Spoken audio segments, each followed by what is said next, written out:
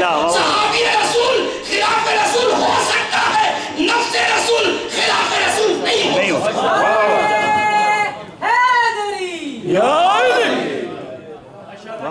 ماشاءاللہ ماشاءاللہ۔ آپ مجھے بتائیں، آپ الگ ہیں اور آپ کا خون الگ ہے، یہ ہو سکتا ہے؟ آپ الگ ہیں اور آپ کی روح الگ ہے، یہ ہو سکتا ہے؟ آپ الگ ہیں اور آپ کی جان الگ ہے، یہ ہو سکتا ہے؟ آپ الگ ہیں اور آپ کا گوشت الگ ہے، ہو سکتا ہے؟ آپ الگ ہیں اور آپ کا دل الگ ہے، ہو سکتا ہے؟ تو یہ جو پیغمبر اسلام نے منیت کے کانسیپٹ کو صحابہ کرام کے سامنے رکھ دیا اور کہا کہ منیت کو دیکھو، جن سے میں ہوں اور جو مجھ سے ہے، کیا کیا آپ نے؟ جن سے میں ہوں اور جو مجھ سے ہے، دو طرفہ منیت، دو طرفہ ایک رنگ میں رنگ جانا، نبی مکرم کی حق ہونے کی اور باقی جو چار نورانی ہستیاں ان کے حق ہونے کی واحد دلیل ہے۔ توجہ کریں میں کیا کہہ رہا ہوں؟ علی مجھ سے، میں علی سے، فاطمہ تو بذات منی، حسن منی وانا من الحسن، حسین منی وانا من الحسین، دو طرفہ منیت۔ سلمان کی عظمت کو، ایمان کو، اعتقاد کو دیکھ کر کے پیغمبر نے یہ تو ضرور فرمایا کہ سلمان منا اہل بیت، سلمان ہم اہل بیت میں سے ہیں، یہ نہیں فرمایا کہ اہل بیت بھی سلمان سے ہیں۔ کیا کیا آپ نے؟ ایک طرفہ ہے منیت، اس لیے کہ ان کا مقام، ان کا ایمان، ان کا اعتقاد، ان کا وہ جو کردار ہے، تقویٰ ہے، وہ اس مقام تک ہے کہ اہل بیت کہ رنگ میں وہ رنگ گئے ہیں، لیکن محتاج ہیں یہ پھر بھی کس کے؟ آپ میرے ساتھ نہیں چلنا چاہتے ہیں؟ میں بھی رک جاتا ہوں۔ وہ محتاج ہے اہل بیت کے، اہل بیت کی طرف نسبت ہم کو مل جائے یہ ہمارا افتخار ہے، لیکن ہمارے اہل بیت محتاج نہیں ہے۔ تو اللہ کے نبی نے سلمان کی عظمت کو، جو صحابہ میں بہت بڑے باایمان تھے، سلمان کے گرد خاک تک بھی وہ نہیں پہنچتے جن کو بڑا بڑا کہا جاتا ہے، واہ واہ واہ، کیا بات ہے اللہ، بے شک بڑے الفاظ سے نوازنے کے باوجود بھی سلمان کے قدموں کی خاک تک وہ پہنچ نہیں سکتے ہیں، جسے کہ سلمان کے علاوہ کسی صحابی کے لیے پیغمبر نے نہیں فرمایا سلمان من اہل البیت۔ لیکن یہ ایک طرفہ ہے، سلمان تم بہت عظیم ہو، لیکن تم بہرحال درے اہل بیت کے محتاج ہو، اہل بیت تمہارا محتاج نہیں۔ لیکن جب یہ کہا جا رہا ہے علی مجھ سے اور میں علی سے، فاطمہ مجھ سے اور میں فاطمہ سے، حسن مجھ سے اور میں حسن سے، حسین مجھ سے اور میں حسین سے، مطلب یہ کہ نبی میں اور چار ہستیوں میں کوئی فرق نہیں۔ جب من جانب اللہ ہیں یہ ہستیاں تو یہ حق ہے۔ اب ان کے مقابل میں، حسن کے مقابل میں آئے تو بھی باطل، حسین کے مقابل میں آئے تو بھی باطل، علی کے مقابل میں آئے تو بھی باطل، زہرائے اطہر کے مقابل میں آئے تو بھی باطل۔ صلوات پڑھیں محمد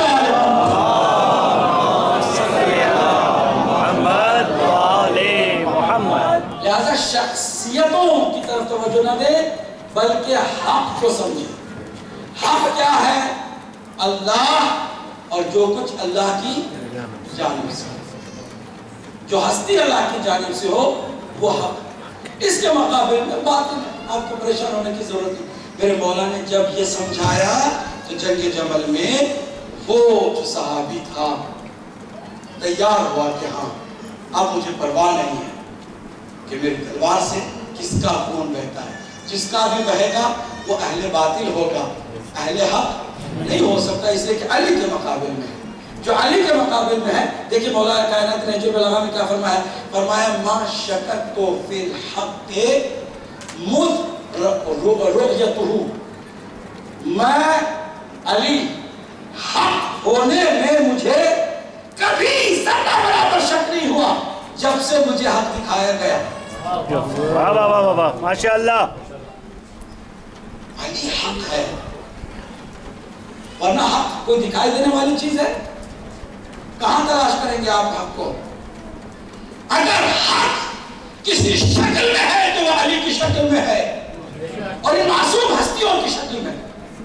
توجہ کریں، پہلے مرحلے کو ہم نے طے کر لیا ہے. سوال کیا تھا کہ حق کیا ہے؟ ہم نے جواب حاصل کر لیا. حق اللہ کی ذات اور اللہ کی جانب سے جو ہے وہ حق.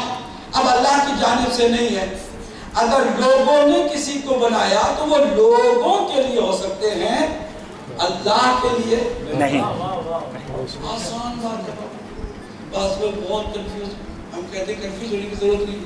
یہ بالکل اتنا آسان فارمولا ہے جیسے 2+2 کہو تو ایک بچہ بھی ایئر 1 کا بچہ بھی کہے گا 4. بے شک شک نہیں کرے گا. maybe 3 maybe 5. no not 3. not fine. 4 + 4 is equal to 4. 2 + 2 is equal to 4. 4 + 4 4 + 4 8 ہو گیا. یہاں شک کرنے کی ضرورت ہی نہیں ہے. کسی کو شک کرنا چاہیے؟ نہیں. جو شک کرے گا لوگ اس کی عقل پر شک کریں گے. بے شک ہے کہ نہیں؟ لوگ اس کی عقل پر، دماغ پر شک کریں گے. کس کا مطلب ہے کہ اس کا دماغ ٹھکانے پر نہیں. تو بالکل اسی طرح جو اللہ کی طرف سے بن کر آئے ہیں وہ حق ہے، جو لوگوں کی طرف سے بنے ہوئے ہیں وہ باطل ہے. جیسے کہ قرآن مجید میں اسی آیت کریمہ میں سورہ حج کی 62ویں آیت میں اللہ نے کیا فرمایا؟ وَأَنَّمَا يَدْعُونَ مِن دُونِهِ، اگر اللہ کے علاوہ کہیں اور سے ہے تو فَهُوَ باطل، وہ باطل ہے. یہی ہے. اگر اللہ کی جانب سے ہے ثابت کرو. نہیں کر سکتے. انفیکٹ جب خود نہیں کر سکتے تو انہوں نے ایک شوشہ بھی چھوڑ دیا. اگر ہم اللہ کی طرف سے نہیں ہیں تو کوئی بھی اللہ کی طرف سے نہیں ہے. سبحان اللہ. کہہ دیا کہ حضور پوری امت کو بے سہارا چھوڑ کے چلے گئے، کسی کو اپوائنٹ کیا ہی نہیں، کیونکہ جس کو مانتے ہیں ان کی اپوائنٹمنٹ ثابت نہیں ہے. کہا کہ جب ہم نہیں بنے ہیں اللہ کی طرف سے تو پھر کوئی بھی اللہ کی طرف سے نہیں ہے. ہم سمجھاتے ہیں کہ نبی نے کہا ہے، علی نے دعویٰ کیا ہے، قرآن میں آیتیں موجود ہیں، پھر بھی نہیں مانتے.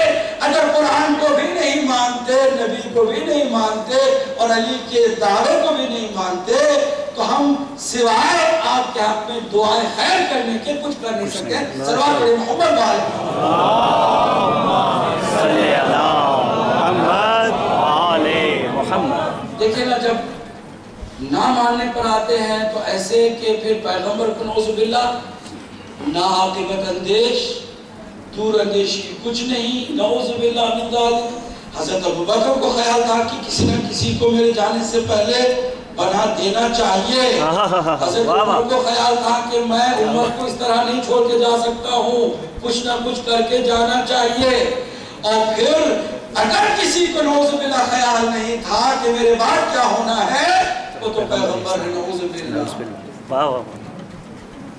یہ توہین رسالت کا سب سے بڑا ثبوت ہے کہ جو اس بات پر اتر آئے اور یہ کہنے پر تل جائے کہ پیغمبر نے نعوذ باللہ اپنے بات کی کوئی فکر ہی نہیں. حق ہے اللہ کی جانب سے جو آئے وہ حق ہے. ہاں دلیل مانتے ہو، دلیل لے سکتے ہو.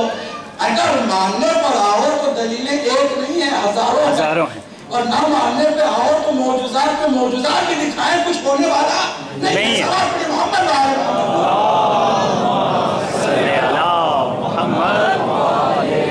حق کو مزید سمجھنے کی کوشش کریں. آج صرف پہلے سوال کے جواب میں رہیں. حق کو مزید سمجھنے کے لیے میں نے شروع میں عرض کیا تھا حق امر وجودی ہے، the real existence.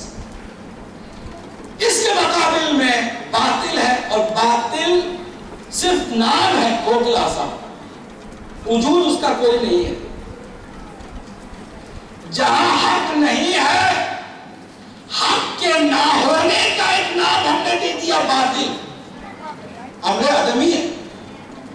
کچھ نہیں، چونکہ حق نہیں ہے اب نہ ہونے کا کوئی نہ کوئی نام ہونا چاہیے، ہم نے دے دیا نام باطل۔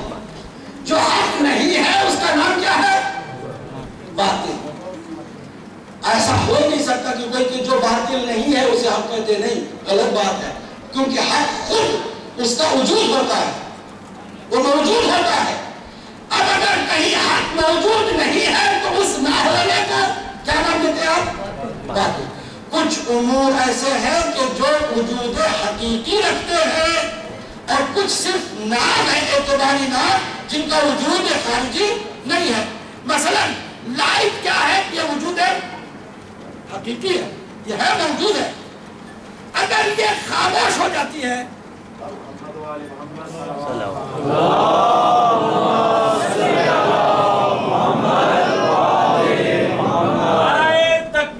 اللہ اکبر، نعرہ تکبیر، اللہ اکبر، نعرہ رسالت، یا رسول اللہ، نعرہ رسالت، یا رسول اللہ، نعرہ حیدری، یا علی، کل ایمان نعرہ حیدری، برائے خوشنودی محمد و آل محمد بلند تر صلوات۔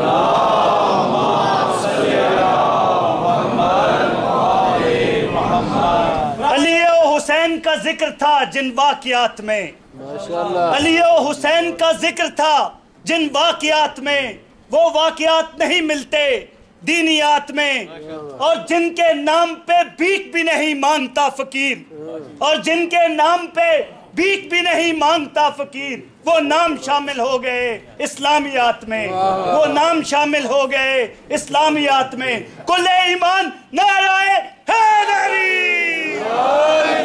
توجہ رکھیے کہ حق امر وجودی کو کہتے ہیں، جس کا وجود ہے، اور حق کے مقابل میں جہاں حق نہیں ہوتا، جہاں حق نہیں ہوتا، اس حق کے نہ ہونے کا ہم نے ایک نام دے دیا، اس کو کیا کہتے ہیں؟ باطل۔ باطل۔ جیسے یہ لائٹ ہے، روشنی ہے، روشنی کا وجود حقیقی ہے، یہ موجود ہے۔ جب یہ گل ہو جائے، جیسے تھوڑی دیر پہلے مائک گل ہو گیا تھا، ٹھیک، تو روشنی کے نہ ہونے کا کوئی نہ کوئی نام ہونا چاہیے، اس کا ہم نے نام دے دیا اندھیرا۔ اندھیرے کا خود وجود نہیں ہے، اندھیرے کا راج اس وقت ہے جب روشنی نہ ہو۔ میرے ساتھ چل رہے ہیں؟ بسم اللہ۔ اندھیرا وہاں راج کرے جہاں روشنی نہیں ہے، لیکن اگر ایک میچس کی تیلی بھی جل جاتی ہے تو روشنی میں اتنا دم ہے کہ اندھیرے کو اندھیرا نہیں رکھتا۔ ایک معمولی میچس کی تیلی کے جلنے سے اندھیرا ہوا ہو جاتا ہے۔ یہ حقیقت ہے کہ نہیں ہے؟ تو اندھیرے کا وجود حقیقی نہیں ہے، وجود خارجی نہیں ہے۔ اسی طرح سچ ایک حقیقت ہے، جہاں سچ نہیں ہے وہاں جھوٹ کا راج چلتا ہے، اور جھوٹ خود امر حقیقی نہیں ہے۔ جہاں سچ نہیں اس کا نام ہم جھوٹ دے دیتے۔ بہت ساری اور بھی بہت ساری مثالیں ہم دے سکتے ہیں۔ واپس ہم حق کی طرف آئیں۔ اللہ سبحانہ وتعالیٰ نے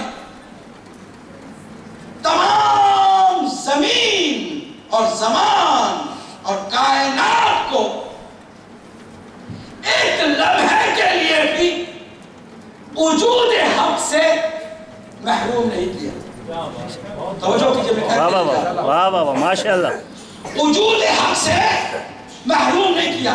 اگر محروم کر دے تو یہ معلوم ہو جائے اور یہ ثابت ہو کہ اللہ حق کا طرفدار نعوذ باللہ نہیں ہے۔ خود حق ہے لیکن حق کا طرفدار نہیں۔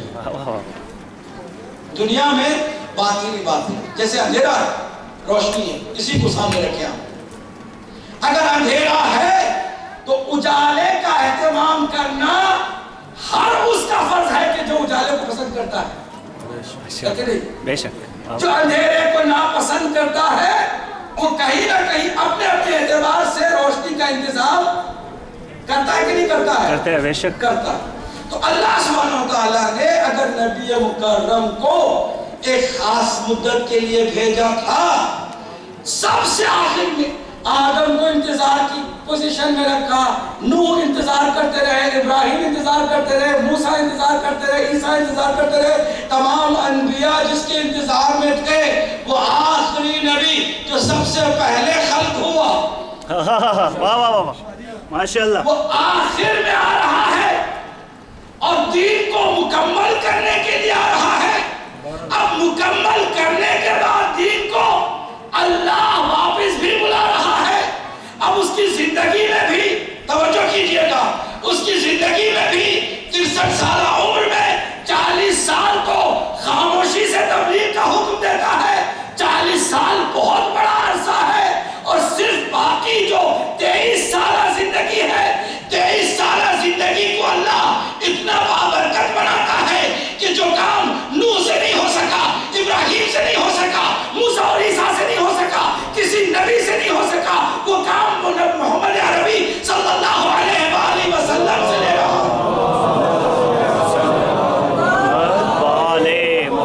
23 سال دین کو تکمیل تک پہنچانے کے بعد اللہ پھر اس حبیب کو واپس بھی بلا رہا ہے، تو کیا اندھیرے کو راج کرنے کے لیے، اندھیرے کو دنیا میں اقتدار سنبھالنے کے لیے چھوڑ کر کے اللہ نے اس نور اول کو آخر میں بھیجنے کے بعد بلا کر کے دنیا کو ایسے ہی اندھیرے میں ڈھکے دیا؟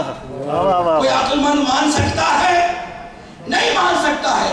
عقل کا تقاضا ہے کہ اس اللہ سبحانہ و تعالیٰ کے جو حکیم بھی ہے، علیم بھی ہے، خبیر بھی ہے، اس پر قاعدہ لطف کے اعتبار سے واجب اور لازم ہے کہ ہم اس پر واجب نہیں کر رہے، اس کی حکمت اور اس کا لطف اس پر واجب قرار دے رہا ہے کہ نبی کو اس وقت تک واپس نہ بلائے جب تک کہ نبی جیسے کو ریپلیس نہ کر دے۔ ماشاءاللہ، اس وقت تک نبی کو واپس نہ بلائے جب تک کہ نبی جیسے کو نبی کی جگہ کے لیے تیار نہ کر دے۔ اسی لیے پیغمبر نے بھی اپنے جانشین کے انتظار میں 40 سال صبر کیا، اور پھر اس کے بعد اس قابل ہو گیا وہ وارث نبی کہ جو نبوت کی گواہ بن کر، نبوت کی گواہی بن کر ساتھ ساتھ چلے۔ اس وقت تک علی الاعلان رسالت و نبوت کا اعلان بھی نہیں کرتا ہے۔ اب اس علی کے ہو بہو جانشین اور نائب کو، نبی کے ہو بہو جانشین اور نائب کو اگر ہم قرآن سے اور سنت سے ثابت کرتے ہیں کہ وہ علی ہے اور علی کے سوا کوئی بھی نہیں ہے، تو بھلائی اسی میں ہے کہ علی کے ساتھ ساتھ چلنے کی عادت ڈالی جائے۔ لیکن ستم یہ ہے کہ جو لوگ مانتے ہیں وہ بھی علی کے نقش قدم پر چلنے کے لیے تیار ہیں۔ یہ ایک حقیقت ہے جس کا تعانہ ہمیں دیا جاتا ہے کہ مولا کے چاہنے والوں نے بھی مولا کو ستایا ہے، مولا کو رلایا ہے، مولا کو تڑپایا ہے۔ مولا کہتے ہیں اٹھو چلو میرے ساتھ، کہتے گرمی ہے، گرمی میں ہم سفر نہیں کر سکتے۔ جب سردی میں کہتے اٹھو چلو، کہتے سردی ہے، سردی میں ہم گھر سے باہر کیسے نکل سکتے ہیں۔ جب باہر کے موسم میں کہتے اٹھو اب تو چلو میرے ساتھ، کہتے باہر کا موسم ہے، ابھی فصل اگ رہی ہے، ہم اس کو چھوڑ کے کیسے جا سکتے ہیں۔ بہانے تلاشتے تھے اور بہانے تلاش کے مولا کائنات کو اذیت پہنچایا۔ باہر کی دنیا تو ظالم تھی ہی، اندر کی دنیا بھی کم ظلم کرنے والی نہیں ہے۔ آج بھی یہ سوال ہے کہ آیا ہم جو علی کو حق مانتے ہیں اور علی کے نقش قدم پر چلنے ہی کو نجات اور حق کا راستہ سمجھتے ہیں، ہم کیا واقعاً علی کے نقش قدم پر چل رہے ہیں؟ ہر کوئی آج کی رات سوال کا جواب اپنے اندر تلاش کرے، کیونکہ آج کی شب میرے مولا نے اپنی کامیابی کی تو قسم کھائی ہے، لیکن ساتھ ہی ساتھ گلہ رکھا ہے، شکوہ رکھا ہے۔ حسن جو میرا نام لیتے ہیں نا ان سے کہنا کہ اگر عمل نہیں کر سکتے ہو تو پھر میری محبت کو بدنام بھی نہ کرنا۔ عزیزو بہت مشکل ہے علی والا ہونا، بہت مشکل ہے، لیکن ارادہ کریں کہ علی کیا چاہتے ہیں ہم سے۔ جو چاہتے ہیں اپنے لیے نہیں چاہتے، وہ آپ ہی کے لیے چاہتے ہیں، آپ ہی کی عاقبت کو سنوارنے کے لیے چاہتے ہیں۔ علی چاہتے ہیں کہ آپ میں سے کوئی بھی قرآن سے بیگانہ نہ ہو۔ کیا واقعی ہم قرآن سے مانوس ہیں؟ علی چاہتے ہیں کہ آپ میں سے کوئی بھی بے نمازی نہ ہو۔ کیا واقعی ہم نماز سے الفت رکھتے ہیں، عشق رکھتے ہیں؟ نماز پڑھنے کا حکم نہیں ہے۔ اہل بیت کے ماحول میں، اہل بیت کے گھرانے میں، اہل بیت اطہار علیہ السلام نے نماز پڑھنے کی تاکید نہیں فرمائی ہے، بلکہ نماز سے عشق کرنے کی تاکید فرمائی ہے کہ نماز سے شوق و ذوق کے ساتھ عشق کرو، محبت کرو۔ آیا ہم اس حق کو ادا کر رہے ہیں؟ یہ سوال اپنے لیے ہے، غیروں کو تو ہم بہت سمجھاتے ہیں اور سناتے ہیں، کبھی ہم اپنے بارے میں بھی سوچیں کہ کس پوزیشن میں ہم۔ اگر مولا کائنات آج کی شب آپ سے پوچھے کہ کیا تم میرے صحیح معنوں میں راستے پر چل رہے ہو، ہمیں سے کون جرأت کے ساتھ، ہمت کے ساتھ کہہ سکے گا مولا ہم بالکل آپ جو فرما رہے ہیں، جو فرماتے ہیں، جو آپ کا راستہ ہے اس پر ہم چل رہے ہیں۔ آج کی شب میرے مولا نے عجیب و غریب حالت میں گزاری ہے۔ آپ کو معلوم ہونا چاہیے آج کی شب 19ویں ماہ رمضان کی شب ہے۔ اسی مہینے کی آخری دنوں کے جمعے کے خطبے میں مولا نے خطبہ دیتے دیتے رک کر کے آسمان کی طرف دیکھا اور پھر ماحول کو تیار کرنے کے لیے پوچھا بیٹا حسن ماہ رمضان کی کتنی تاریخ ہے؟ پتہ نہیں کتنی تاریخ بتائی، مجھے یاد نہیں، 12/13 کا اسی ماہ رمضان کی 19ویں صبح میں آنے والی ہے کہ میرا صادق رسول نے مجھے بتایا ہے کہ اس صبح کو یہ جو میری سفید داڑھی ہے نا وہ خون میں رنگین ہو جائے گی۔ مولا انتظار میں، اس گھڑی کے انتظار میں۔ دیکھیں نا کسی بھی رات، کسی بھی معرکے کی رات، کسی بھی جنگ کی رات مولا کو اس طرح ٹہلتے ہوئے کسی نے نہیں دیکھا ہے جس طرح آج کی شب میرے مولا کو ٹہلتے ہوئے دیکھا ہے۔ اس سال کے ماہ رمضان میں مولا علی نے اپنی افطاری اور سحری کا کچھ ایسا اہتمام کیا تھا کہ سارے بچوں کو برابر بابا اس کا ملتا رہے۔ کبھی زینب کے گھر میں رات بھی بتا رہے ہیں، کبھی حسن کے گھر میں، کبھی حسین کے گھر میں، اور آج کی شب ام کلثوم کے حصے میں آئی ہے اور یہ اپنے بابا کی مہمان نوازی میں لگی ہوئی ہے، میزبان اب کی بابا کی ہے کہ بتاتی ہے کہ ایک مرتبہ میں نے افطاری کے لیے جو اہتمام کیا تھا 18 ماہ رمضان کی افطاری آئی تھی، میں نے سامنے کچھ چیزیں رکھی تھی، مجھے معلوم ہے کہ میرا بابا زیادہ رنگین غذائیں نہیں کھاتا، مرغت غذائیں میرے بابا کو پسند بھی نہیں ہے، لیکن پھر بھی میں نے 3 چیزیں رکھی تھی۔ ایک مرتبہ میرے بابا نے میری طرف دیکھا، بیٹی کیا میں نے کبھی اس طرح کی افطاری کی ہے کہ جس طرح تم نے آج دسترخوان کو سجایا ہے؟ کیا بابا کچھ بھی تو نہیں ہے، ایک کاسا دودھ کا ہے، ایک روٹی ہے اور اس کے بعد نمک ہے، کب اسی 3 چیزوں میں سے ایک چیز کو اٹھا لو۔ اب ذرا دیکھیے گا، بیٹی ہے، بابا نے جب کہہ دیا اٹھا لو تو تعمیل حکم ہی کرنا ہے۔ کہتی ہے کہ میں نے ایک مرتبہ نمک اٹھا لو، کیا نہیں بیٹی، نمک دسترخوان کی زینت ہوتی ہے، نمک کو رہنے دو، دودھ کو اٹھا لو۔ عزاداروں میرا مولا ایسا ہے، کائنات کا آقا ایسا ہے کہ سوکھی روٹی اور نمک سے افطاری فرماتے ہیں اور اس کے بعد مصلی پر کھڑے ہو جاتے ہیں، نماز 2 رکعت پڑھتے ہیں، پھر صحن خانہ میں آ جاتے ہیں اور ٹہلتے چلے جاتے ہیں اور پھر اللہ سے راز و نیاز کرتے چلے جاتے ہیں، اللہ سے ملاقات کی تمنا اور وہ بے چینی بڑھتی جا رہی ہے، بڑھتی جا رہی ہے، یہاں تک کہ ام کلثوم فرماتی ہے میں نے پوچھا بابا آج کی شب آپ اس قدر بے چین ہیں، اس قدر بے قرار ہے، آج کیا بات ہے بابا؟ کہا بیٹی تمہیں نہیں معلوم، میں جب سو رہا تھا تو رسول اللہ آئے تھے، ہاتھوں کو پھیلایا تھا کہ علی سارے غم دور ہو جائیں گے، آجا ابوالحسن میرے سینے سے لگ جا، تو وقت آ گیا ہے۔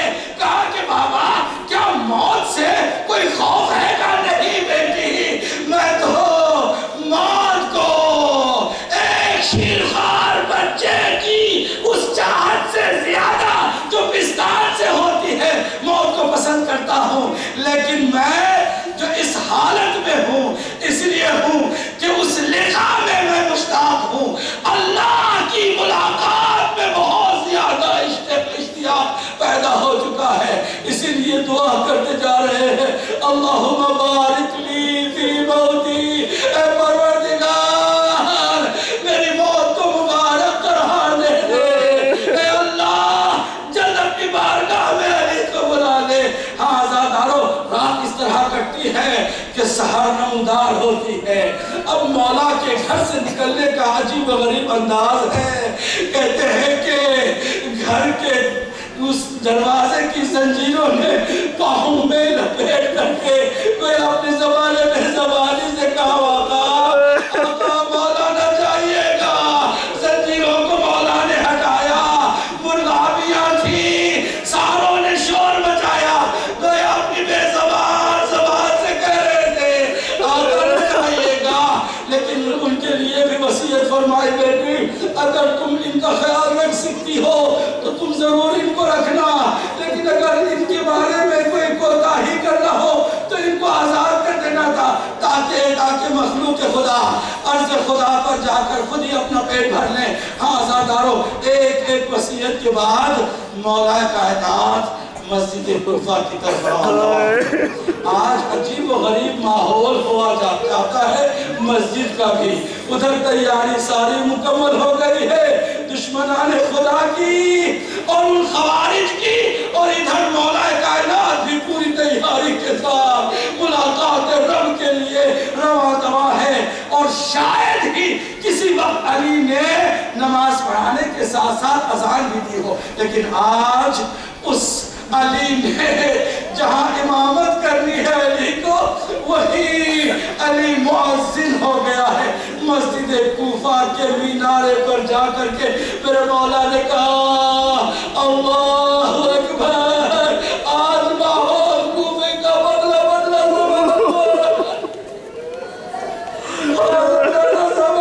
کروں، توجہ سے میرے مولا کی آج چند مسائل کے جملے سن لیجئے گا، کل انشاءاللہ مسائل جی بھر کے پڑھیں گے، جن مرتبہ آزان میرے مولا نے کہی تو یا طرف دیوان سے لبیک کی آوازیں آ رہی تھی، اذان میرے مولا نے صبح کی اذان مسجد طرفہ میں دی ہے، ذہن کو لے چلیے گا کربلا کی طرف، صبح عاشور بھی ایک علی کو حسین نے اذان کے لیے کہا، نہیں معلوم گویا حسین اپنے بابا کی اذان کو یاد کر رہے اور کہہ رہے تھے بیٹا علی اکبر نام بھی تمہارا علی ہے، جاؤ میرے بابا کی اذان کی یاد تازہ کر دو۔